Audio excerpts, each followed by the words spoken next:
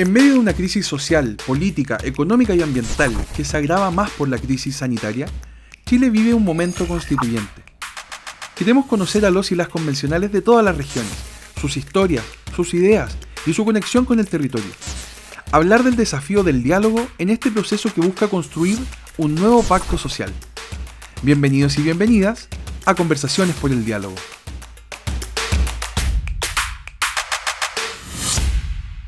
Bienvenidos y bienvenidos a este primer capítulo de la segunda temporada de Conversaciones por el Diálogo. Mi nombre es Camilo Herrera, yo soy el director ejecutivo de la corporación 3xI y junto a otras instituciones hemos formado y hemos querido resaltar el diálogo como algo necesario para el momento que vive Chile. ¿Ah?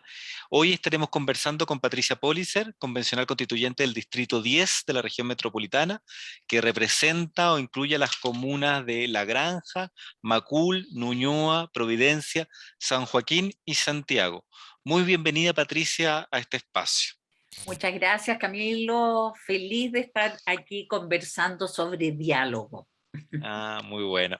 Patricia, para conocerte más, un poco más de tu historia, de quién eres, más allá de lo público, queríamos preguntarte si nos puedes contar algo más de quién eres, dónde creciste, algo que no esté en Google, como buscando qué es lo que te importa, qué es lo que cuidas, no el currículum, sino aquellas cosas que son vitales. A ver, soy hija de inmigrantes judíos que tuvieron la suerte de arrancar del Holocausto, no así sus familias, que buena parte de la familia, incluyendo una media hermana mía, murieron en el Holocausto. Pero yo, a pesar de ese entorno, crecí en un hogar muy feliz, por lo menos cuando era bien pequeña, porque a los 10 años murió mi padre. Sin embargo, a pesar de eso, mi vida siguió siendo feliz. Fui una niña muy querida, muy deseada y muy querida. Y de alguna manera creo que eso a uno lo marca de por vida. Creo que los afectos que uno recibe cuando niño te dan una seguridad para la vida que no existe de otra manera. He vivido siempre en Santiago, estudié en la Alianza Francesa, en un momento en que no era un colegio tan elite como son ahora los colegios particulares. De hecho, mi madre era una viuda de clase media que tenía un pequeño comercio del cual podía vivir esta familia. Y, y la Alianza era en ese momento un colegio más bien de clase media, de hijos de profesionales, diría yo. Pero era un colegio pagable por la clase media. Hoy día es mucho más difícil ir a estos colegios de élite, salvo que tú tengas muy altos recursos. Eh, y me eduqué en un espíritu muy racionalista francés, Claro, muy libertario. teniendo muy presente la Revolución Francesa. Libertad, igualdad, fraternidad estaba marcado a fuego, y creo que es algo por lo cual sigo luchando hasta hoy día. Claro, son valores constitutivos de nuestra sociedad y de nuestra época histórica. En ese sentido, me llama la atención de esta Patricia que yo crecí viéndola en los programas políticos, escuchándole su entrevista, que siempre estaba, por lo tanto, como muy buena periodista, desde una mirada analizando, pero siempre lo que hacían otros, y de repente esta Patricia da un salto y entra al ruedo, pues ya no es una analista del ruedo, sino que entra en el ruedo, y por lo tanto se somete a estar en los que son escrutados, en los que son opinados. Entonces, te quería preguntar cuál fue esa motivación para dar ese salto, para dejar de comentar lo que hacen los políticos solos, ¿ah? Y más bien meterte a remangarte las mangas y ponerte a escribir esta nueva constitución. ¿Cuál fue esa motivación? Mira, lo primero es decirte que no ha sido fácil. La tentación, y muchas veces me encuentro conversando con mis compañeros y compañeras constituyentes y preguntándoles y interrogándolos un poco como en mi rol de periodista. Así que, lo cual ha ayudado a crear amistades y construir puentes con la gente. Porque tengo, eso lo llevo en la piel, digamos. Cuando tú me preguntas cómo fue dar el salto, la verdad es que fue un impulso, absolutamente un impulso, primero poco reflexionado, como es un impulso. Claro. Y después empecé a pensar si de verdad yo quería esto. Y decidí que sí, que estábamos en un momento histórico extraordinariamente importante y que justamente por mi condición de periodista, yo tenía ciertas características en que precisamente creía que podía ayudar al diálogo. Planteé durante mi campaña que quería ayudar a construir, a reconstruir los puentes entre la política y la ciudadanía, que claramente son puentes que están muy cortados hace mucho rato. Y creo que el ser periodista me da una ventaja de conocer tanto el poder desde arriba como la realidad de la ciudadanía, del pueblo. Porque los periodistas tenemos esa facilidad de entrar a todos los mundos. Es decir, uno puede estar un día entrevistando a un presidente muy importante y al otro día haciendo un reportaje en un campamento, por ejemplo, de gente que recién se tomó un terreno porque no tiene dónde vivir. Entonces creo que esa posibilidad de conocer bien cómo se maneja el poder, cómo funciona el poder, pero al mismo tiempo conocer bien la realidad de nuestro país a distintos niveles, me pareció que era una ventaja, que era algo que, una experiencia que yo podía aportar al debate constitucional. Y ahí me afirmé en la decisión y como tú dices, pasé de ser analista a ser protagonista, pero no es fácil, no es O sea, nada de fácil. la frase "otra cosa es con guitarra", ¿te resuena distinto? Absolutamente, absolutamente. Me darían, muchas veces me dan ganas de estar al otro lado del escritorio.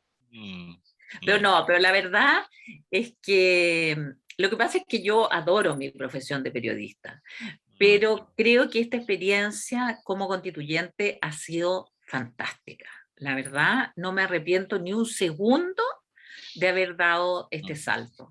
Te tocó hacer campaña, recorrer el Distrito 10, varias comunas, escuchar un montón de anhelos de la ciudadanía, de gente, y tú en esta ambición de construir puentes, de repente también hay un montón de expectativas que hay que llevarlas a un proceso constituyente y de alguna manera cumplir con esas expectativas o por lo menos generar, entendiendo que también pueden haber expectativas que lo constituyente no se puede hacer cargo. ¿Qué crees tú que de lo que va a salir de ahí va a responder a las expectativas que tú escuchaste mientras recorría las comunas de La Granja, de Macul, de Ñuñoa, de Providencia, de San Joaquín, de Santiago?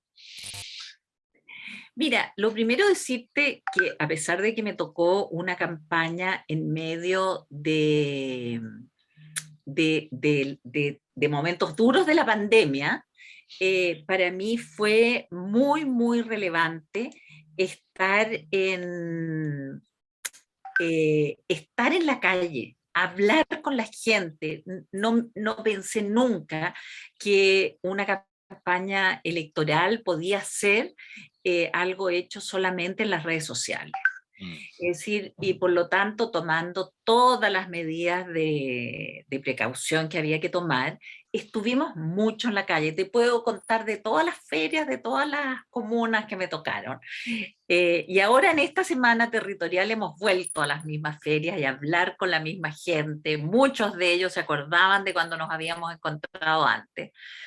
Y la verdad es que yo creo que esta idea de que la gente piensa que se va a solucionar todo de un día para otro con la nueva constitución, eso es parte de la distancia que hay entre la élite que cree eso y la realidad. Yo en todos mis contactos con la ciudadanía nunca encontré a alguien que pensara que sus problemas se iban a solucionar al día siguiente, para nada. Lo que la gente te decía normalmente era: yo sé que esto no es para mí, la gente mayor, esto es para mis hijos y mis nietos, pero yo tengo puesto mis anhelos en la Constitución porque esto tenemos que cambiarlo. La gente ansía un cambio profundo. Sin duda, los temas como salud, pensiones, vivienda, son temas que están ahí presentes. Y la gente quizás no sabe exactamente cómo va a ser la nueva constitución, pero siente que aquí hay un camino de salida a la crisis que estamos viviendo. Una manera de cambiar eh, esto, esta realidad dramática que estamos viviendo, en que levantas una piedra y aparece una nueva corrupción. Das vuelta a la esquina y hay otra trampa, otro abuso. La verdad es que esto es dramático. Y yo creo que necesitamos un cambio muy, muy drástico. Y esta responsabilidad de encarnar en ese mismo sentido la esperanza, no debe ser fácil llevarla sobre los hombros, ¿ah? ¿Cómo sientes la presión de esa esperanza ciudadana puesta en ustedes, en este grupo de 155 ciudadanos? Mira, siento una mezcla de privilegio. Creo que es un privilegio que la ciudadanía me haya elegido para poder estar en la convención. Lo siento como un privilegio enorme. Y al mismo tiempo siento esta tremenda responsabilidad. Y por eso me gusta mucho volver donde la gente, seguir hablando con la gente. Creo que tenemos una tremenda falta de información de lo que está haciendo la convención. Yo no quiero criticar a mis colegas periodistas y no alejo de que destaquen los conflictos y los dimes y diretes entre unos y otros. Eso es parte del periodismo. Pero hay otra parte del periodismo que es la que me hace falta. Es la que te muestra lo que hay al lado de ese conflicto. Y tú Hay conociendo los medios por mucho dentro, avanzado que no se ha transmitido como corresponde. ¿y por qué tú crees que ocurre eso? ¿Cuáles son o sea, qué es lo que hace que todos los que estamos cerca de la Constitución vemos esa brecha? Vemos la brecha entre la polémica y, lo que busca el clic fácil versus el trabajo y la profundidad de las conversaciones que se están teniendo adentro. Entonces, ¿qué es lo que tú crees por qué se produce esa brecha de información? ¿Es un problema del El tiempo mercado, moderno? ¿El el mercado? mercado, el mercado, tú quieres rating. Y el rating te lo da las noticias policiales, que la verdad tienen un espacio en nuestros informativos que es completamente absurdo, absurdo. Nosotros, si tú miras nuestros noticiarios, pareciera que fuéramos de los lugares más inseguros del mundo. Y eso, las cifras muestran que no es así.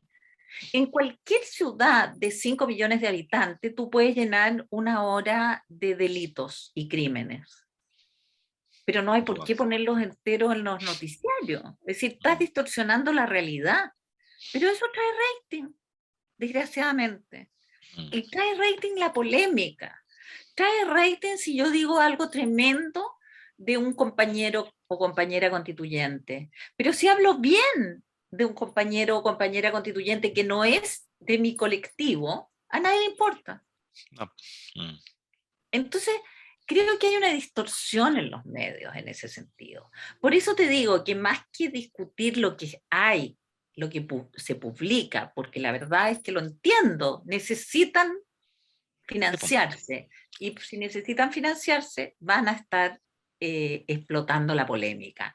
Pero me hace falta que al lado tengamos buenos programas de información que efectivamente muestren el trabajo que está haciendo la convención.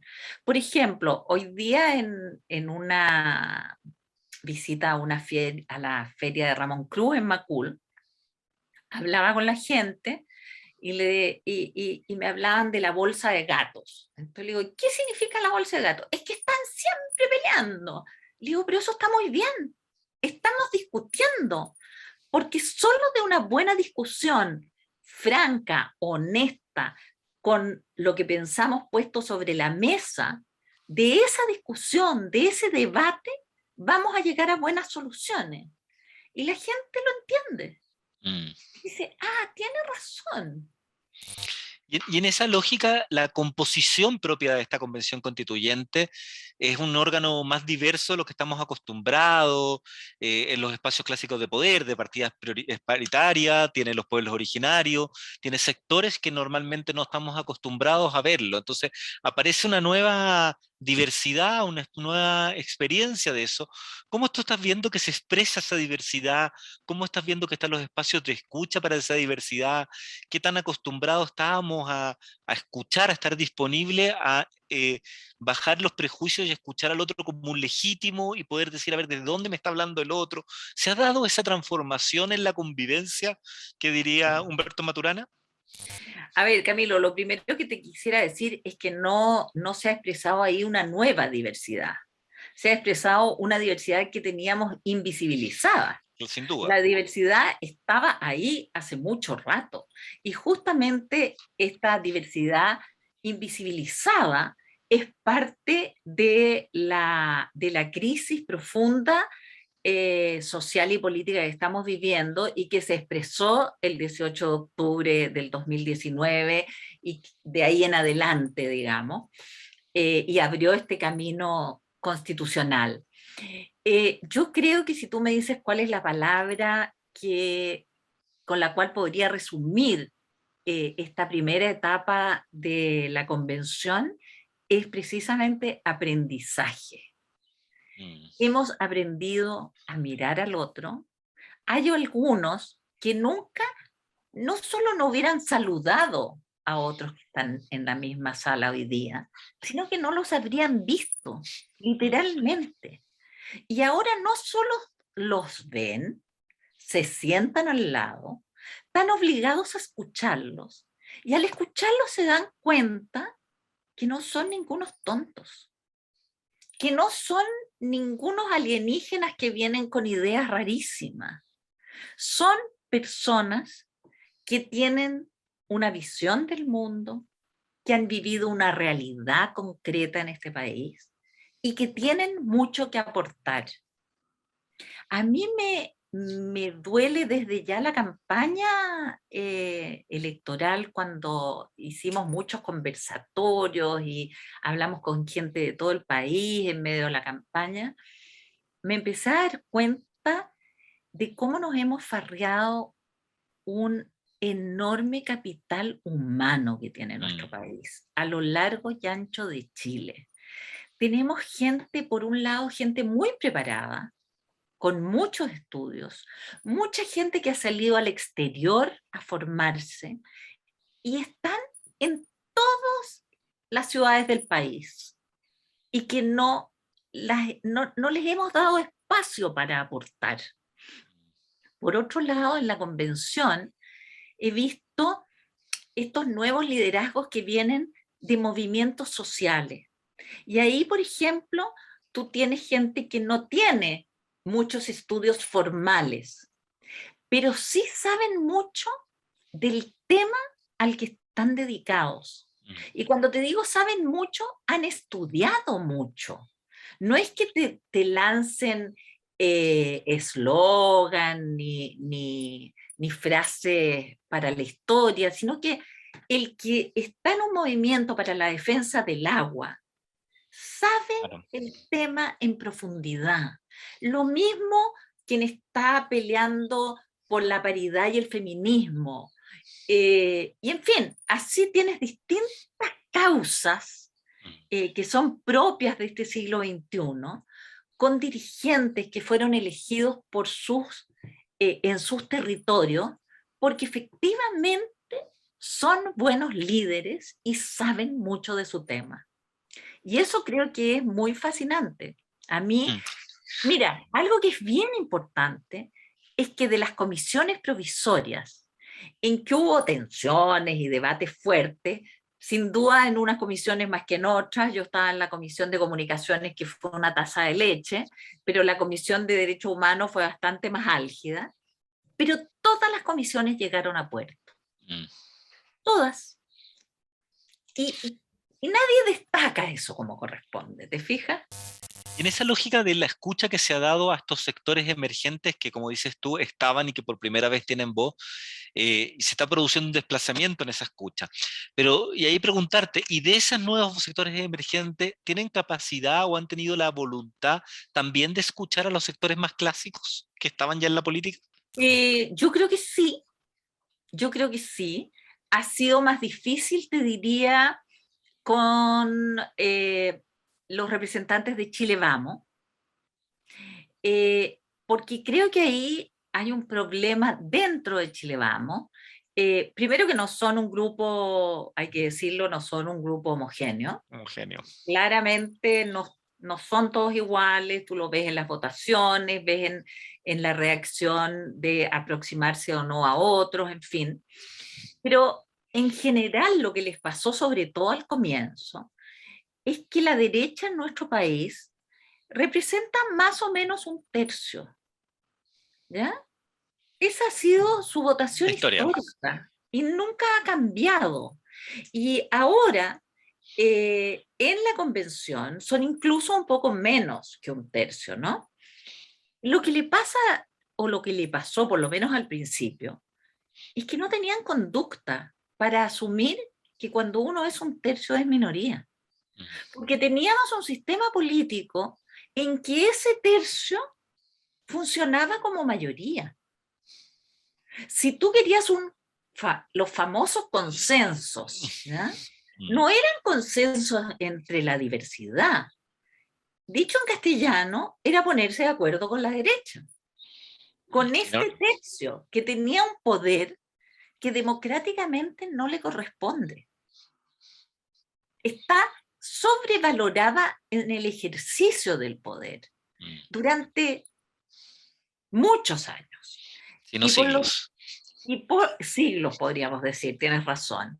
Y por lo tanto, encontrarse en una situación en que no solo son minoría, sino que tienen que asumir que son minoría, que es distinto, no fue fácil. No les ha sido fácil.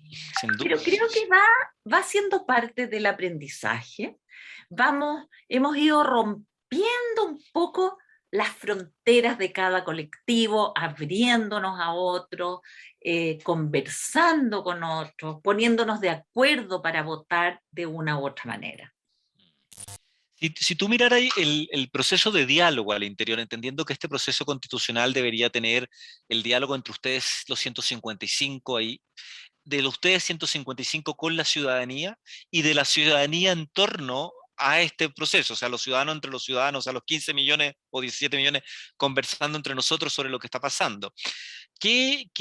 ¿Cómo tú ves este diálogo en el espacio constituyente en el sentido que hemos avanzado, qué se ha logrado, pero también preguntarte por qué nos hace falta todavía? ¿Qué es lo que como país nos hace falta para mejorar el diálogo? A ver, lo primero que me gustaría decirte es que yo creo que los chilenos no sabemos discutir, no sabemos debatir. Es decir, creo que en general, nos cuesta plantear nuestras opiniones. En general nos quedamos callados cuando un debate se pone difícil. Y ahí se daría para un seminario de cuáles son las razones por las que nos quedamos callados. Pero muchas veces a las personas les cuesta plantear sus puntos de vista. Y por otro lado, cuando ya nos empezamos a enojar por lo que estamos escuchando al frente, simplemente arrasamos con el otro y terminamos la discusión. Bueno, eso no sirve. Tenemos que aprender, y creo que en la convención ha pasado, ¿ya?, a poner sobre la mesa lo que de verdad pensamos, aunque sea duro, aunque sea doloroso, aunque le moleste al otro. Y al mismo tiempo tenemos que escuchar cosas que nos duelen, escuchar cosas que nos molestan, y ni uno ni el otro puede decir, hasta aquí nomás llego, me voy. Y eso quedó demostrado en las comisiones que, como te decía recién, todas llegaron a puerto. Es decir, no fue posible que nadie se levantara y dijera, yo no discuto más. Y creo que esa es una práctica que no es fácil, que no hemos asumido correctamente. Por eso, como te decía, cuando voy a la feria y hablo con la gente y le digo, qué bueno que seamos una bolsa de gatos, tenemos que seguir discutiendo, y eso es bueno y no malo para el país, la gente se sorprende, pero después lo entiende. Claro. Y creo que de eso tenemos que aprender mucho, mucho más. Tenemos que motivar además mucho a la gente a participar de este proceso. No solo porque de esa participación yo creo que depende mucho la legitimidad de la nueva constitución, sino que porque también hay mucha gente que tiene ansias de participar y otra gente que tenemos que motivar a la participación, porque ojalá todos los chilenos y chilenas y los habitantes de nuestro territorio sientan esta nueva constitución como propia, que sientan que de alguna manera aportaron su grano de arena.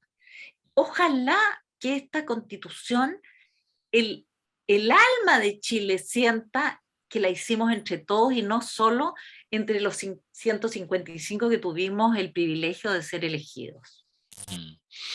Bueno, eso, porque de alguna manera yo siento que hay sectores de nuestra sociedad que miran este proceso con mucho miedo y otros que lo están mirando con mucha rabia. ¿Qué les dirías tú a los que están todavía con rabia y qué les dirías tú a los que están todavía con miedo? A ver, yo creo que esos dos sentimientos se juntan en un sentimiento que es la desconfianza. Creo que todos llegamos a la convención con una mochila llamada desconfianza. Esta mochila venía más grande o más chica en unos u otros, venía más cargada a la rabia o más cargada al miedo, pero en definitiva es la desconfianza. Y esa desconfianza tenemos que superarla. Este es uno de los países con mayor desconfianza social del mundo. Desconfiamos del otro como en ninguna parte. Entonces es muy, muy relevante empezar a cambiar la cultura de la competencia, que fue lo que nos marcó a fuego durante las últimas décadas. Para todo había que competir, desde entrar al jardín infantil, nada más absurdo.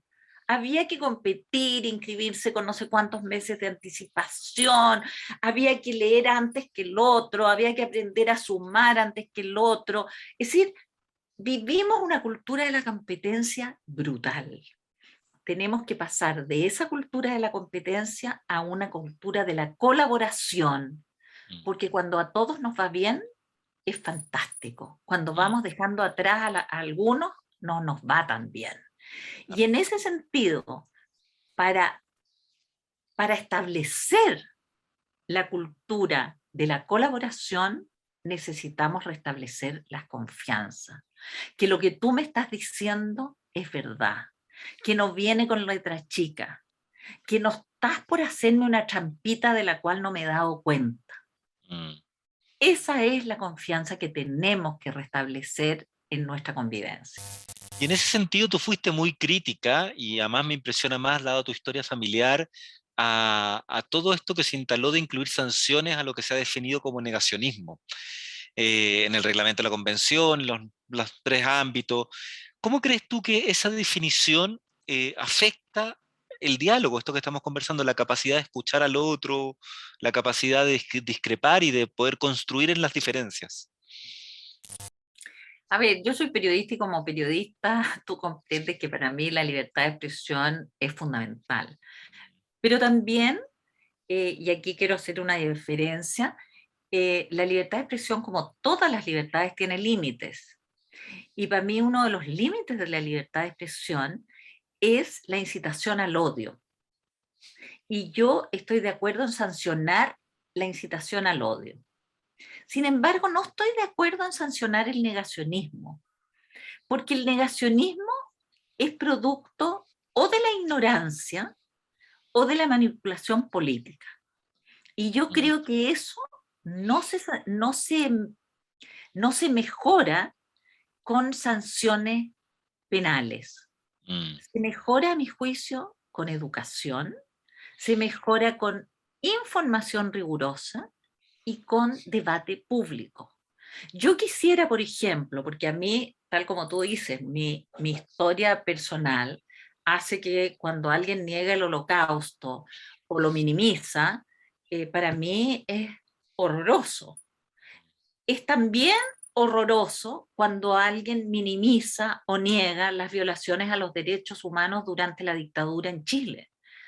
Pero creo que nada de eso se debe enfrentar, porque no lleva a ninguna mejoría del tema, con una sanción penal.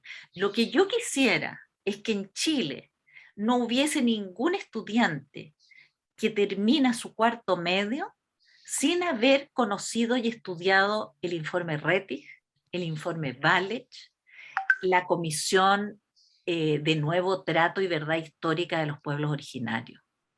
Si tenemos un país que desde los niños aprenden de estos horrores históricos que no pueden volver a ocurrir, vamos a tener un país más sano, y te aseguro que el negacionismo va a disminuir de manera relevante. Sin duda. Tú hablas de construir puentes entre la ciudadanía y la política. Ese fue como tu foco en la campaña. ¿Cómo se hace eso? ¿Cómo van a hacer, cómo ves tú en la práctica que se pueden promover los espacios de diálogo con la ciudadanía?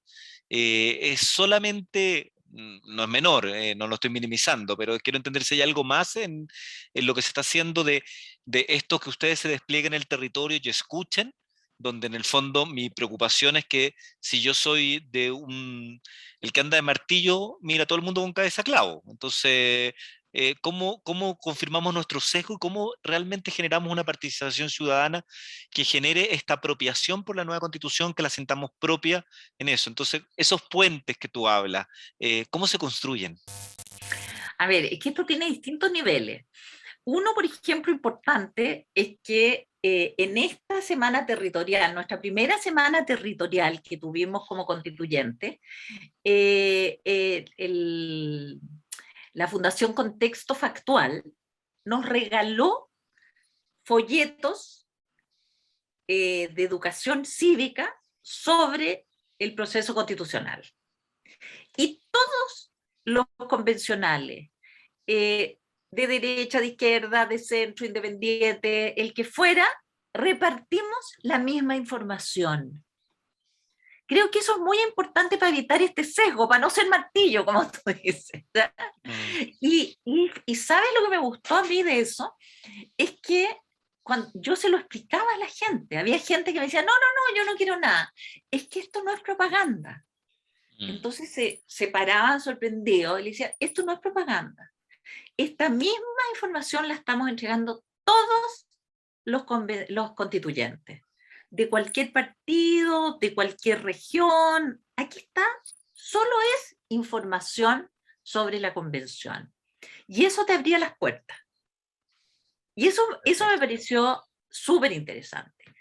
Pero más allá de eso, yo creo que aquí hay, para lo que tú dices de la construcción de puentes entre la política y la ciudadanía, yo creo que hay cosas que estamos haciendo hoy en el proceso constitucional y otra que es lo que creo que debemos dejar estampado en la nueva constitución. Y en ese sentido creo que la democracia representativa, que a mí me gusta personalmente y espero que siga, pero no es suficiente para la sociedad del siglo XXI. Creo que tiene que estar, que tiene que complementarse con la participación ciudadana y la democracia directa. Tal como se estableció, por ejemplo, una forma de participación ahora dentro del proceso constitucional, que la gente con 15.000 firmas pueda presentar una norma, un proyecto de norma constitucional. Lo mismo creo que debe pasar a futuro, que con un cierto número de firmas los ciudadanos podamos presentar un proyecto de ley al Parlamento. La gracia de eso es que tú estás obligado a discutirlo, ahora en la constituyente y luego en el Parlamento. Es decir, que no es que te llega un proyecto y dices, ay, qué bonito, se lo agradezco, señores, lo metís en un cajón y nunca más se supo. No. Estás obligado a discutir en el Parlamento este tema. Y luego estás obligado a responderle a la ciudadanía por qué no lo aprobaste, por qué lo aprobaste en parte y en otra parte no, o por qué, ojalá, para los que lo presentan, lo aprobaste entero. ¿Me entiendes? Sí, O perfecto. cómo lo mejoraste incluso. ¿Te fijas? Pero eso yo creo que acerca a la ciudadanía a la política, porque te sientes parte.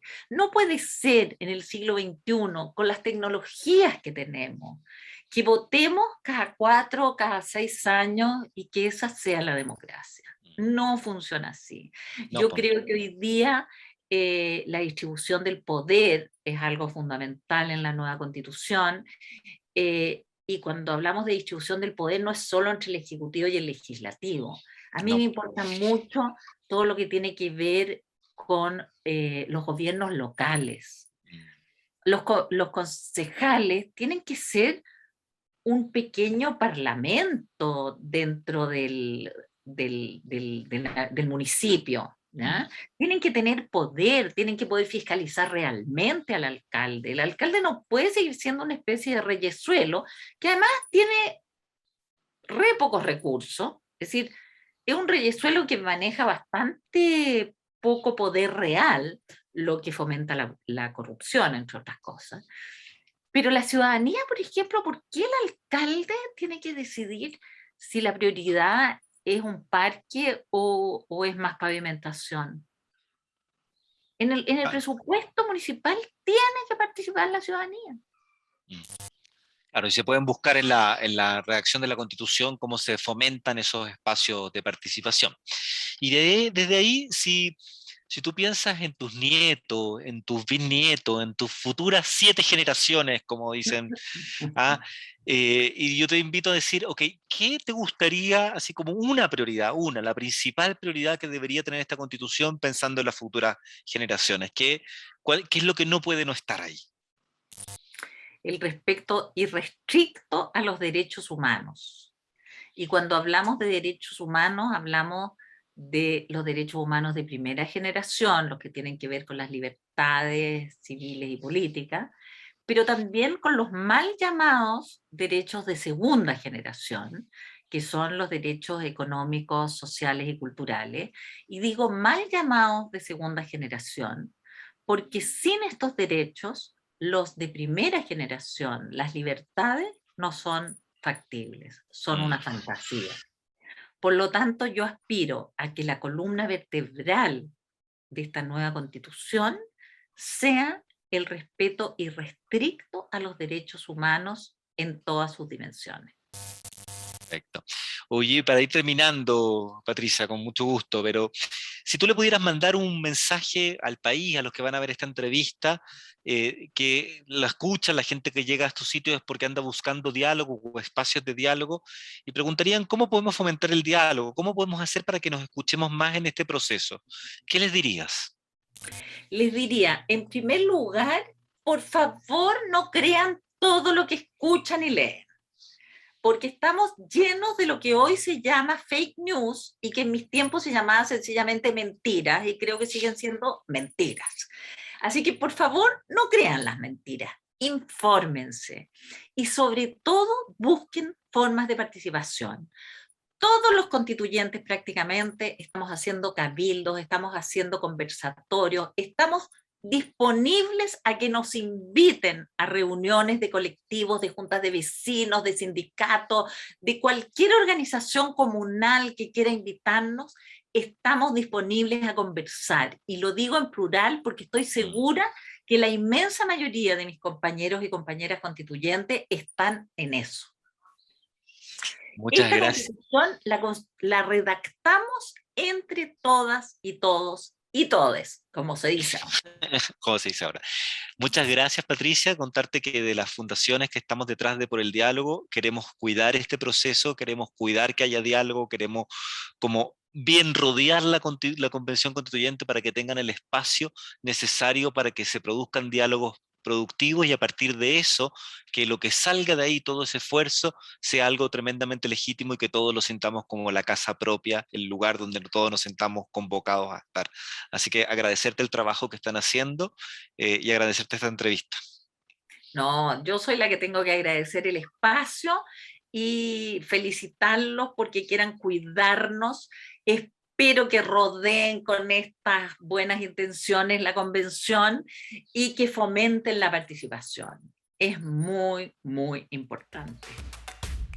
Este podcast es una iniciativa de la Red por el Diálogo. Visita nuestro sitio web www.poreldialogo.cl y súmate.